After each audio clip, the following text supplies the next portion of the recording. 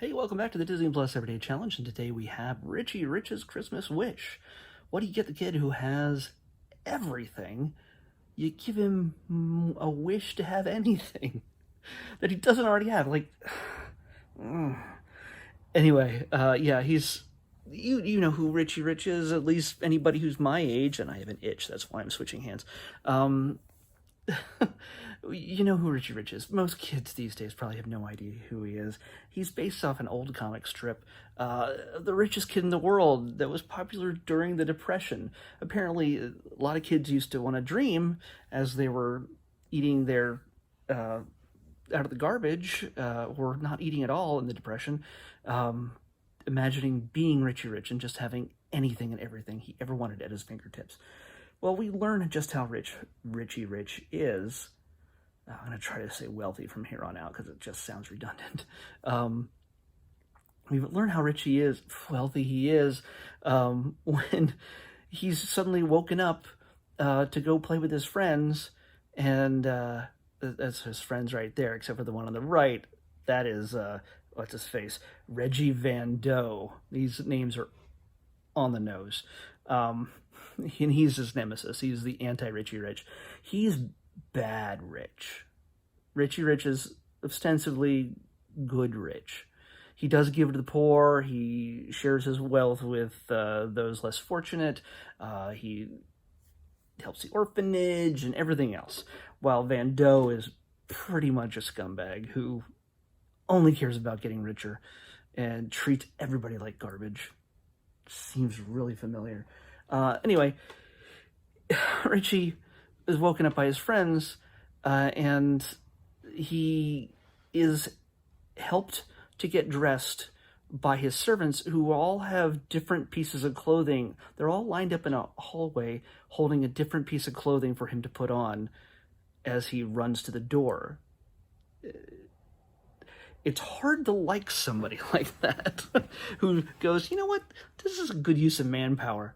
I mean, I realize we're giving people jobs, but guys standing around in tuxedos holding plates, one with gloves, one with pants, one with shirt, one with boots, and a kid jumping from one person to the next as they all smile lovingly at this overly spoiled kid.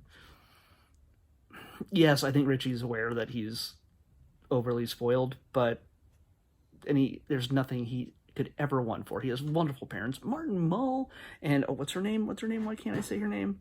Martin Mull. Oh, Leslie Van Warren. Yeah, Leslie Ann Warren. I'm a jerk. Leslie Ann Warren. That's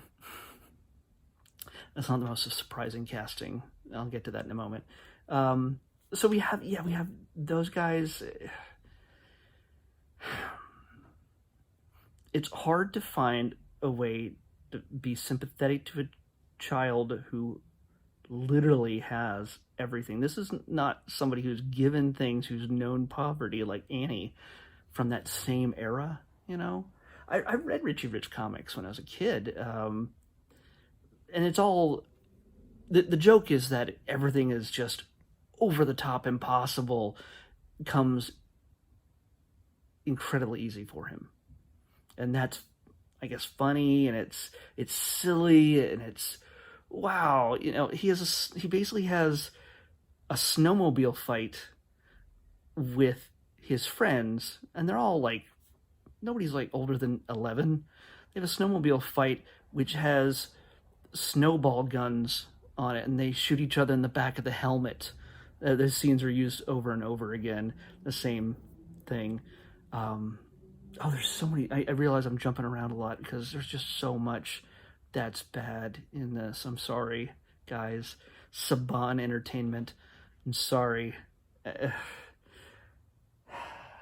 It's 124 minutes I'm not getting back. An hour and 24 minutes I'm not getting back.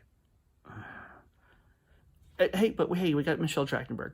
So, from Buffy, she's always a delight. She's funny. She's got this sort of deadpan, you know, deflating kind of retort to certain things that when she's confronted with things she doesn't like or understand, which I like. She's funny. But yeah, so yeah, that's her, and the kids are good actors. They're not bad. The kid who plays Richie Rich is what's his name? David Gallagher. Gallagher, yeah, you might have seen him in some other things over the years. I hear he's super young. But I mean, the most notable actors in this are uh, people that you know are great, but are really slumming it. Eugene Levy, hilarious man, SCTV, and so many things from the Michael Guest films and everything else. He's just appeared everywhere, and he's playing a wacky scientist, Dr. Keen Bean, or Bean Keen, or something like that. I can't. It's a Bean Keen Bean, yeah, Keen Bean, and he's created a wish machine. A wishing machine, sorry, a wishing machine. You have to say it like that because it looks like a washing machine. Might have been adorable in the 1920s, but it's just the jokes do not land. He's an overly excited, just wacky mad scientist who it creates a machine that runs on wish power or wish energy. And even the butler, who is kind of like Richie Rich's best friend, like his main assistant, Cadbury, is an older man. You've seen him in a million things. His name is Keen Curtis. If you saw his face, you'll be like, "Oh my God, he's the old guy in everything." When you get to see him in a black wig later on, it doesn't translate well. But he's awesome. He's great in this, and it looks painful that he's in this, but he calls BS on Eugene Levy's, on Keen Bean's wishing machine, because they try it out, and he's like, out of all the things that Richie could wish for, he asks for a big pie. Huh? And he can only, by the way, they were just testing it out, and you can only there's only so much wish power, and it all culminates on Christmas Eve, because that's when all the wishes are at their highest for all kids, and there's enough leftover wish power for it to work. This is literally science behind it.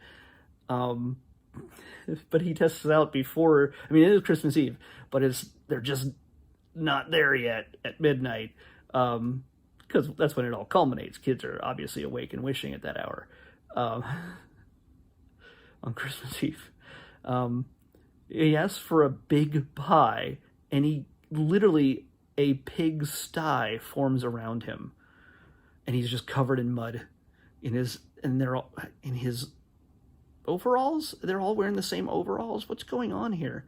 Yeah, but he's then now covered in mud and pigs with a fenced-in, straw-filled pen in a pig sty. He's literally the scientist, Keen Bean, has created a way to warp reality that creates life in the many pigs and solid matter out of nothing. And it's a wishing machine. Come on. You've literally changed the laws of physics and reality. And it's a wishing machine that only works one time a year. Come on. I realize it's a kid's movie, and it shouldn't take any of this seriously, and I'm not. It's just, you gotta comment on this kind of thing. Come on. Otherwise, what's the point of these videos? What is the point of these videos? But no, yeah. So, in his frustration, it's a whole convoluted mess, but Reggie Van Doe gets a hold of a ultimate remote control that takes over the sleigh that Richie and Cadbury are driving through town to the orphanage, and Reggie makes them almost kill a bunch of orphans by running them over, and then drives the sleigh off a cliff that they jump out of before they go over with it.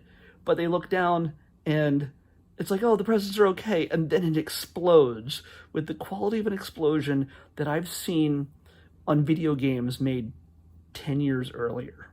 Or, okay, that's not possible, but okay, 5 years earlier. It's literally the digital, and it's not even digital, it's the special effects in this, the visual effects in this I could do more on this phone that I'm filming it with. You have to understand, yes, it's 22 years difference. It's a whole different world. But even at that point, we've had Jurassic Park. We at this point, we were on the verge of having episode 1 of Star Wars. And yes, those special effects out there exist. And not everybody else has ILM to work with. But holy cow, this special effects are not good. Sorry, guys. I don't know why I'm apologizing. And it's not like they're going to be watching this and going, oh my God, that guy hurt my feelings. You know it's bad. Anyway, the story goes that Richie just gets so frustrated because Reggie embarrassed him, and everybody hates Richie now because he almost killed a bunch of orphans with a sleigh and then didn't show up. And this one slight setback in his completely glorious life, where nothing really should trouble him, he gets a little mopey and he goes, I wish Richie Rich never existed. I was never born. And then he does it too close to the wishing machine. And it picks up on this. It must be he's wishing hard. And it takes this, and another reality is created in which Reggie has emancipated himself from his own parents, sued them, and then Richie's parents, since they're his godparents, the parents are friends with the other parents. They hang out together for some reason. They don't like each other, but they hang out together. And now Richie's parents are Reggie's parents, and he treats them like garbage and sued them, and he's taken over all their businesses, and he forces everybody to eat cheeseburgers for dinner, and he's shutting down orphanages and businesses, and he has control of the city and the cops, and he has control over everything, and everything that happens is just a huge temper tantrum that he just reacts to it. Any kind of adversity, he just reacts with a huge temper tantrum. Played by Jake Richardson. I don't know if he's been in anything else, but you know, he plays a douchey kid. I don't know. I'm sure he's not a douche in real life, but the kid is just the worst. So he does a great job at being the worst in this. So good for you, Jake. You play a great bad guy. Not with a whole lot of depth or anything. The kid is a one-note monster, but still. His parents, by the way, who raised him like this, they're played by Richard Fancy, which you've seen him in a billion different things. And of course he has a younger, hotter wife, played by Marla Maples, who has so much experience being the wife and ex-wife of Donald Trump. I am not going to get political in this whatsoever, but yeah, they had to have hired her just for the experience of being the trophy wife, the attractive young blonde trophy wife of a corrupt businessman. What? Political? No, it's not. It's true, but it's true. He's corrupt. So yeah, when I saw that she was in this, I was like, I didn't recognize her at first, but I went up through the IMDb and I'm like, oh my God, Marla Maples, this suddenly makes so much sense. And I'm not going to tell you the whole story. There's a whole lot of hijinks. He's basically, since he never existed, nobody knows who he is, Richie, and he goes and tries to get his dog Dollar, who has spotted with dollar signs. In case you've never seen Dollar before, I wish I was in the picture, but so he gets accused of kidnapping the dog, and that sends Reggie to send the cops after him, and he busts into the TV station and tells everybody that I'm canceling Christmas, nobody gets anything, and you need to call in if you see this kid so we can take him in because he stole my dog. Okay, all right. So there's a big chase that happens, so much of it on the Universal backlot here in Hollywood, but it's all winter time because it's Christmas. And yes, there's other things that are shot in actual wintry areas, but there's so much fake snow everywhere in the Universal backlot, in the city part and also in the suburbia part, which has been used for everything from Twilight Zone to Desperate Housewives. But anyway, I've been there enough times that I've gotten used to knowing what those houses look like. So yeah.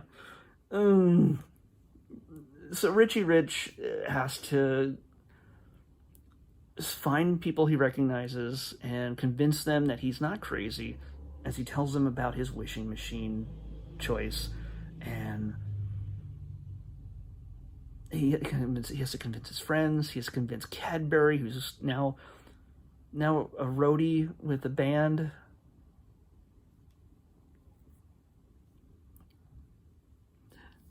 Makes literally no sense. They don't even bother trying to de-age him.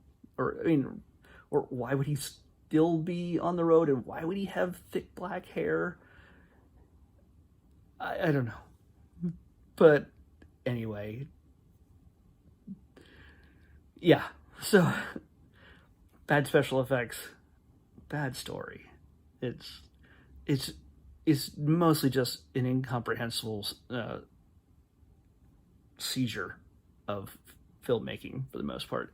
And although everybody gives their best effort, the actors, special effects take it down a huge notch. And that's about it. I really can't, I don't want to crap on this too much harder, because it's almost like you need to see this for yourself to understand it. And I want to almost think that it's, maybe I'm so not in this Christmas spirit here at the end of June, but is it July yet? I'm going to have lost all track of time. Huh. Anyway, but yeah, this is astounding that it's on the Disney Plus, and other things that you expect to be on it or not. But yeah, if you want to wait till Christmas, if you want to see one of the worst Christmas movies you could possibly watch, this might be it. You could build drinking games around this. It's just literally a train wreck. So that's my cruel assessment of the Richie Rich's Christmas Wish, which was a bad idea to give a rich kid even more power, because it just ends up in the hands of people even worse. By the way, yes, Reggie does get a hold of the wishing machine in this alternate reality. Yeah, so, yeah, no sympathy for these kids. It all works out in the end, of course, but we wish you a Merry Christmas. Let's pick tomorrow's. 23? Wow, we went real low on that one. But it may be something we've already picked before. It seems like we may have. No, we didn't. It's a movie. All right, it's Almost Angels. I don't know why they're not full angels. They're almost angels. They're partially angels. They're on their way to being angels. I don't know. We'll have to figure that out. Well, why don't we watch it on the Disney Plus Everyday Challenge? I'll see you back here tomorrow. Bye.